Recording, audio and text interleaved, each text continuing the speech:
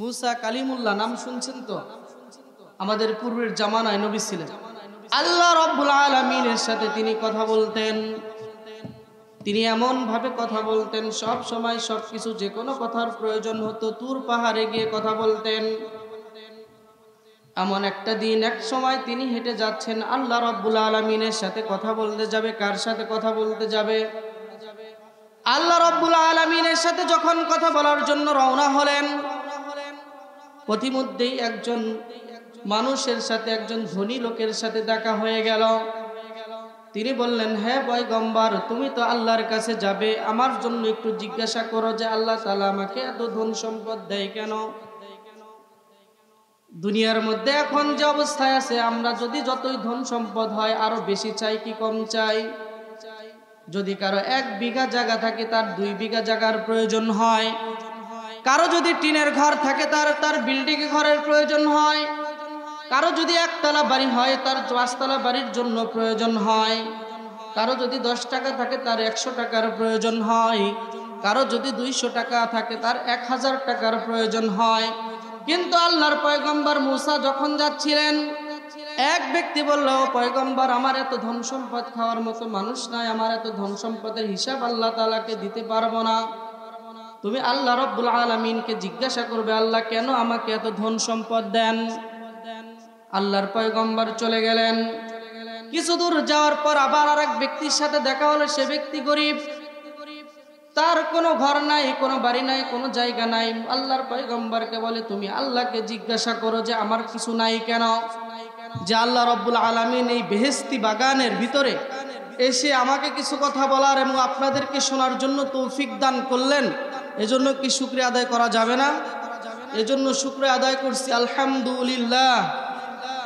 আল্লাহ তাআলা যাকে চান তাকে দিয়ে দিনকে শিখান, কোরআনকে শিখান, কোরআনকে বুঝান। আল্লাহর পয়গম্বর সাল্লাল্লাহু আলাইহি ওয়াসাল্লাম বলেছেন, মাই ইউরিদিল্লাহু বিহি খায়রা ইউফাক্কিহু ফিদ্দিন, যে আল্লাহ তাআলা যাকে চান, যাকে ইচ্ছা করেন, যাকে পছন্দ করেন, যাকে ভালোবাসেন, তাদেরকে দিয়ে এই কোরআনের আলোচনাগুলো শোনান। সুবহানাল্লাহ, কি বলবেন না? যে আল্লাহ তাআলা যে আমাদেরকে এই সুন্দর মাহফিলে আসার জন্য তৌফিক দান করলেন, এজন্য আবারও শুকরিয়া আদায় করি, আলহামদুলিল্লাহ। আল্লাহ রাব্বুল আলামিন বলেছেন, লা ইন শাকারতুম লা আযীদান্নাকুম ওয়া লা ইন কাফারতুম ইন্না আযাবী লাশাদীদ। আমার বান্দারা যখন আমার শুকরগুজারি হয়, আমি আমার বান্দাদেরকে সব কিছু বাড়ায়া দেই। আর যখন না শুকরগুজারি করি হয়, শুকরিয়া আদায় যখন করে না, আমি আমার বান্দাদেরকে কমায়া দিই। কে বলেছেন? যে আল্লাহ তাআলা শুকরিয়া আদায় করলে কি করেন? আল্লাহ তাআলা আমাদেরকে বৃদ্ধি করে দেন। আর যদি শুকরিয়া আদায় না করি, আল্লাহ তাআলা আমাদেরকে কি করবেন? নিচে নামায়া দিবেন। দুনিয়াতে যে কোনো জিনিসের যদি প্রশংসা করা হয়, তাহলে এই প্রশংসা করার কারণে তার যদি কোনো দোকানওয়ালার দোকানের কোনো পণ্যের প্রশংসা করা হয়, তাহলে ওই দোকানের মালামাল বেচাকিনি বেশি হয় না কম হয়? বেশি হয় না কম হয়? বেশি হয়। আমি যদি আজকে এই মাইক ম্যানের যদি সুন্দর প্রশংসা করি, তাহলে মাইকের ভাড়া বেশি আসবে না কম আসবে? দুনিয়াতে যদি কারো জন্য প্রশংসা করা হয়, যার জন্য করা হলো তার লাভ, আর আমরা যদি আল্লাহ তাআলার প্রশংসা করি, আল্লাহ তাআলা আমাদের লাভ করায় দেন। মুসা কালিমুল্লাহ নাম শুনছেন তো? আমাদের পূর্বের জামানায় নবী ছিলেন। মুসা আলাইহিস সালাতু ওয়াস সালামের নাম ছিল মুসা কালিমুল্লাহ।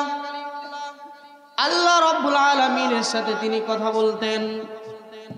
তিনি এমন ভাবে কথা বলতেন, সব সময় সবকিছু, যে কোনো কথার প্রয়োজন হতো তুর পাহাড়ে গিয়ে কথা বলতেন। এমন একটা দিন, এক সময় তিনি হেঁটে যাচ্ছেন, আল্লাহ রাব্বুল আলামিনের সাথে কথা বলতে যাবে। কার সাথে কথা বলতে যাবে? আল্লাহ রাব্বুল আলামিনের সাথে যখন কথা বলার জন্য রওনা হলেন, পথিমধ্যেই একজন মানুষের সাথে, একজন ধনী লোকের সাথে দেখা হয়ে গেল। তিনি বললেন, হ্যাঁ পয়গম্বর, তুমি তো আল্লাহর কাছে যাবে, আমার জন্য একটু জিজ্ঞাসা করো যে আল্লাহ তাআলা আমাকে এত ধন সম্পদ দেয় কেন? দুনিয়ার মধ্যে এখন যে অবস্থায় আছে, আমরা যদি যতই ধন সম্পদ হয় আরো বেশি চাই কি কম চাই? যদি কারো 1 বিঘা জায়গা থাকে তার 2 বিঘা জায়গার প্রয়োজন হয়। কারো যদি টিনের ঘর থাকে তার বিল্ডিং ঘরের প্রয়োজন হয়। কারো যদি 1 তলা বাড়ি হয় তার 5 তলা বাড়ির জন্য প্রয়োজন হয়। কারো যদি 10 টাকা থাকে তার 100 টাকার প্রয়োজন হয়। কারো যদি 200 টাকা থাকে তার 1000 টাকার প্রয়োজন হয়। কিন্তু আল্লাহর পয়গম্বর মুসা যখন যাচ্ছিলেন, এক ব্যক্তি বলল, পয়গম্বর আমার এত ধন সম্পদ খাওয়ার মতো মানুষ নাই, আমার এত ধন সম্পদের হিসাব আল্লাহ তাআলাকে দিতে পারবো না। তুমি আল্লাহ রাব্বুল আলামিনকে জিজ্ঞাসা করবে, আল্লাহ কেন আমাকে এত ধন সম্পদ দেন। আল্লাহর পয়গম্বর চলে গেলেন। কিছু দূর যাওয়ার পর আবার আরেক ব্যক্তির সাথে দেখা হলো। সে ব্যক্তি গরিব, তার কোনো ঘর নাই, কোনো বাড়ি নাই, কোনো জায়গা নাই। আল্লাহর পয়গম্বরকে বলে, তুমি আল্লাহকে জিজ্ঞাসা করো যে আমার কিছু নাই কেন। কয়টা ব্যক্তির সাথে দেখা হলো? 2টা ব্যক্তি। কয়টা ব্যক্তি? 2টা ব্যক্তি। যখন দেখা হয় আরো সামনে চলে গেল একজন অসুস্থ, যার হাতও নাই, তার পাও নাই, কিছুই নাই, তার সাথে দেখা হলো। তিনি দুনিয়ার কোনো কাজকর্ম করতে পারেন না। মানুষ তাকে অবহেলিত করে রাখেন, তাকে অবহেলা করতে থাকেন।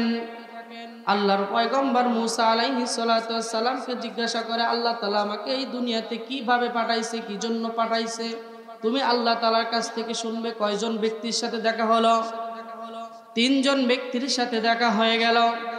আল্লাহর রব্বুল আলামিনের সাথে যখন পুর পাহাড়ে যখন কথা বলতে লাগলেন, মুসা কালিমুল্লাহ যে কথাগুলো বললেন সবগুলোর পরে প্রশ্নের যখন জবাব চাইলেন, ও আল্লাহ আমি তখন তোমার কাছে এলাম। 3 জন ব্যক্তি আমাকে 3টা প্রশ্ন দিয়ে পাঠাইছে। সর্বপ্রথম যে ব্যক্তি প্রশ্ন পাঠাইছে সে তো সবসময় এত ধন সম্পদ আল্লাহ তুমি তাকে দিয়েছো, তার আর ধন সম্পদের প্রয়োজন নাই। আল্লাহ রাব্বুল আলামিন বলেন যে ওই ব্যক্তি সব সময় শুকরিয়া আদায় করে, এই শুকরিয়া আদায় করার কারণে আমি তাকে সব সময় সম্পদ বৃদ্ধি করে দেই। সুবহানাল্লাহ। 2 নাম্বার ব্যক্তি যে ব্যক্তি তিনি কোনো সময় শুকরিয়া আদায় করে না, সব সময় তিনি নাশুকরগুজারই হয়, এজন্য তার কোনোদিন ধন সম্পদ হয় না। 3 নাম্বার যে ব্যক্তির সাথে দেখা হলো, ওই ব্যক্তিকে তুমি গিয়ে বলবা জাহান্নামের ভিতরে একটা ফুটা, গর্তের ভিতরে একটা ফুটা আছে, সেই ফুটাটা তাকে দিয়ে ভরাট করা হবে। এই 3টা প্রশ্নের জবাব তুমি নিয়ে যাও। আল্লাহর পয়গম্বর রাস্তা দিয়ে এলেন। সর্বপ্রথম সবার শেষে কার সাথে দেখা হয়েছিল? সবার শেষে কার সাথে দেখা হয়েছিল? যে ব্যক্তি অসুস্থ। ওই অসুস্থ ব্যক্তির কাছে যখন বললেন যে আল্লাহ রাব্বুল আলামিন তো তোমাকে এমন ভাবে তৈরি করেছে যে তুমি যখন মৃত্যুবরণ করবে, তোমার যখন হিসাব নিকাশ শেষ হয়ে যাবে, জাহান্নামের ভিতরে একটা গর্ত আছে, ফুটা আছে একটা, ওই ফুটার ভিতরে তোমাকে দেওয়া হবে। লোকটি শুকরিয়া আদায় করো, আলহামদুলিল্লাহ। এই আলহামদুলিল্লাহ বলার কারণে আল্লাহ রাব্বুল আলামিন সেই মুসা কালিমুল্লাহকে বলে দিল যে ওই যে ও শুকরগুজারি হলো, ওকে আমি আমার জান্নাতের ভিতরে স্থান করে দিব। তারপরে কার সাথে দেখা হওয়ার কথা বলেন তো? 2 নাম্বার ব্যক্তি যে গরিব, ওই গরিব ব্যক্তির সাথে যখন দেখা হলো তখন ওই গরিব জিজ্ঞাসা করলো, ও পয়গম্বর তুমি তো আল্লাহ রাব্বুল আলামিনের কাছে গিয়েছিলে, কি শুনে আসলে আমার ব্যাপারে? তখন বলল, তুমি আল্লাহ রাব্বুল আলামিনের উপর সন্তুষ্ট না, রাজি না, খুশি না, তুমি কোনো সময় শুকরিয়া আদায় করো না। আল্লাহ রাব্বুল আলামিন তোমার কথা বলেছেন যে তুমি যে শুকরিয়া আদায় করো না, এই জন্য তোমার কোনো কিছু হয় না।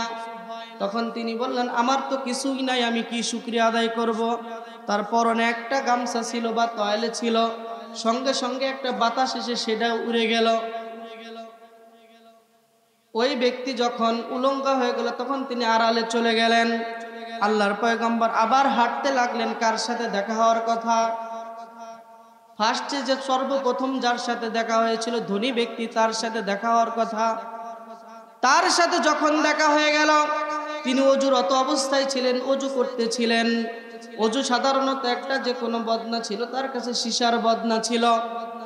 আল্লাহর পয়গম্বর যখন বলে তুমি যতদিন শুকরিয়া আদায় করবে ততদিন তোমার ধন সম্পদ বৃদ্ধি পেতে থাকবে, তিনি বলবেন যে তিনি বললেন আল্লাহ রাব্বুল আলামিন আমাকে খাওয়ায়, আমাকে দুনিয়াতে নিয়ে এসেছেন, আমাকে দুনিয়া থেকে আবার নিয়ে যাবেন, তিনি আমাকে ঘুম পাড়াচ্ছেন, তিনি আমার সবকিছু ধন সম্পদ দিচ্ছেন, আমি শুকরিয়া আদায় করব না কেন? সঙ্গে সঙ্গে তিনি বললেন যে আল্লাহ রাব্বুল আলামিন আপনি আমাকে ওযু করালেন, এজন্য শুকরিয়া আদায় করলাম, আলহামদুলিল্লাহ। হাতে যে বদনা ছিল সেই বদনাটা সঙ্গে সঙ্গে স্বর্ণের হয়ে গেছে। তাহলে শুকরিয়া আদায় করলে কি করেন আল্লাহ তাআলা? বৃদ্ধি করে দেন। আমরা অসুস্থ আছি, শুকরিয়া আদায় করবো কার? আল্লাহ তাআলা। আমরা অসুস্থ আছি, শুকরিয়া আদায় করবো কার? আল্লাহ তাআলা। আমাদের স্ত্রী ভালো না, আমার মায়ের সাথে আপনার মায়ের সাথে কি ঝগড়া বিবাদ করে, শুকরিয়া আদায় করবো কার? স্ত্রীর শাশুড়ি ভালো না, শুকরিয়া আদায় করতে হবে কার? শাশুড়ির কাছে স্ত্রী ভালো না, ছেলের বউ ভালো না, শুকরিয়া আদায় করতে হবে কার? তাহলে এই শুকরিয়া যদি আল্লাহ তাআলার করি, আল্লাহ তাআলা আমাদেরকে বৃদ্ধি করে দিবেন না কমায়া দিবেন? আল্লাহ তাআলা আমাদের কি করে দিবেন? কমায়া দিবেন। এই জন্য সর্ব অবস্থায় শুকরিয়া আদায় করা দরকার। অসুস্থ হয়েছি, বলতে পারেন হুজুর তো শুকরিয়া আদায় করতে বললে, আমার তো অবস্থা ভয়াবহ। যদি কোনো বান্দা শুকরিয়া আদায় করে যে আল্লাহ রাব্বুল আলামিন আপনি যে আমাকে অসুস্থতা দিয়েছেন আলহামদুলিল্লাহ, কিন্তু আপনার ঈমান এত দুর্বল যে আপনার এই অসুস্থতার নিয়ামতটা আমি ভোগ করতে পারতেছি না, এই দোয়া যদি করে আল্লাহ তাআলা কি সারাতে পারেন কি পারেন না বলেন তো? আমি আপনি যে অসুস্থ হই, হাজার হাজার লক্ষ লক্ষ টাকাও যদি আমি খরচ করি, যদি আল্লাহ তাআলা যদি আমাদের অসুস্থতা না সারান, তাহলে কি আমাদের অসুস্থতা কি সুস্থতা হবে কি? আমরা সুস্থ হব কি? আমরা এজন্য সবসময় কার শুকরিয়া আদায় করব? আল্লাহ তাআলার। যে যে অবস্থায় আছি সেই অবস্থায় একমাত্র কার শুকরিয়া আদায় করব? আল্লাহ তাআলার। সেই মহামানবের উপর দরুদ করে নিচ্ছি, যে মহামানব যিনাকে সৃষ্টি না করলে আমাদের আসমান জমিন দুনিয়ার কোনো কিছু কি সৃষ্টি করা হতো? প্রায় এই দুনিয়ার ভিতরে হযরত আদম আলাইহিস সালাতু ওয়াস সালাম থেকে শুরু করে হযরত মুহাম্মদ সাল্লাল্লাহু আলাইহি ওয়াসাল্লাম 1 লক্ষ মতান্তরে 1,02,24,000 পয়গম্বর আল্লাহ তাআলা দুনিয়াতে পাঠাইছেন। তার মধ্যে সবচাইতে উত্তম নবী কে বলেন তো একটু জবান খুলে? সবচাইতে উত্তম নবী কে? আমাদের নবী হযরত মুহাম্মদ সাল্লাল্লাহু আলাইহি ওয়াসাল্লাম। দিনের পর দিন, যুগের পর যুগ যিনি দিনকে কায়েম করার জন্য, দিনকে প্রতিষ্ঠা করার জন্য, ইসলামের দ্বীনের দাওয়াত মানুষের কাছে পৌঁছানোর জন্য কতই না কষ্ট করেছেন, কতই না মার খেয়েছেন। তায়েফের ময়দানে তাকে বারবার মারা হয়েছে, বারবার অজ্ঞান হয়ে পড়ে গিয়েছেন, আবার উঠছেন, আবার মারছেন, আবার অজ্ঞান করেছেন। জিব্রাইল আলাইহিস সালাতু ওয়াস সালাম জিজ্ঞাসা করছেন, হে আল্লাহর পয়গম্বর, আপনি শুধু আমাকে হুকুম দেন, আমি এই তায়েফবাসীকে উল্টায় দিই। আল্লাহর পয়গম্বর বলেছেন, না, তা করা যাবে না। তুমি যদি এই তায়েফবাসীকে উল্টায় দাও তাহলে আমার দ্বীনকে কে গ্রহণ করবে? এত সুন্দর মায়ার নবী ছিলেন, যার 63 বছরের জিন্দেগীর মধ্যে একটা মিথ্যা কথাও তিনি বলেন নাই। আর আমরা তার উম্মত হয়ে প্রতিনিয়ত প্রত্যেকটা জায়গায়, প্রত্যেকটা ক্ষেত্রে আমরা মিথ্যা কথা বলি কি বলি না বলেন তো? কারণ মিথ্যা কথা হচ্ছে সকল গুনাহের মা। কি বলে? মিথ্যা কথা সকল গুনাহের মা। যে আল্লাহর পয়গম্বর রাসূলুল্লাহ সাল্লাল্লাহু আলাইহি ওয়াসাল্লাম যখন দুনিয়াতে এসেছিলেন, তখন সবচাইতে অন্ধকারের যুগ বলা হতো, সবচাইতে গুনাহের যুগ বলা হতো। তিনি দ্বীনের দাওয়াত নিয়ে এসেছেন। তার দ্বীনের দাওয়াত তিনি যখন 40 বছর বয়স হয়ে গেলেন, তারপর কুরআনুল কারীমকে নাজিল করা হলো। এই কুরআনুল কারীম হচ্ছে সবচাইতে উত্তম কিতাব।